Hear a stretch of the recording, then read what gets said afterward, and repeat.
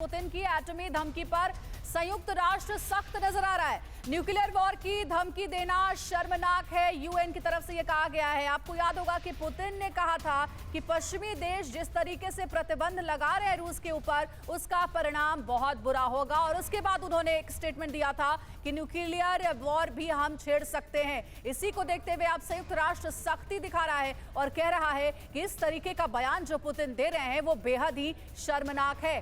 Nuclear war की धमकी देना शर्मनाक है, ये कहा गया। ब्रिगेडियर दत्ता साहब हमारे साथ जुड़े हुए। दत्ता साहब, क्या इस वक्त जो सिचुएशन है, दत्ता साहब इस वक्त हमारे साथ नहीं जुड़े, योगेश जी और संजय भारद्वाज जी। संजय भारद्वाज जी, मैं आपसे समझना चाहूंगी कि अभी जो सिनेरियो बन रहा है जिसमें पूरा यूरोप जो है वो रशिया के खिलाफ नजर आ रहा है, यूएन ने भी कहा है कि अगर न्यूक्लियर वॉर की धमकी पुतिन दे रहे हैं तो ये बहुत ही शर्मनाक बयान है। क्या अलग थलग पड़ गया है रूस? नहीं, लेकिन आप ये बात क्यों नहीं देखते कि जब ये वॉर शुरू हुआ उससे पहले भी मुझे लगता है रशिया इस बात से वाकिफ था कि देखिए वेस्टर्न वर्ल्ड जो है, चाहे आप न्यूजीलैंड की बात कीजिए, ऑस्ट्रेलिया की बात कीजिए या आप नाटो जो फोर्सेज की बात कीजिए, वो निश्चित रूप से रशिया को अलग थलग डालने की कोशिश करेगा। वही हो रहा है। बात रही दो कंट्री जो महत्वपूर्ण है, उसको आप ध्यान में रखिए, एक चाइना और एक भारत।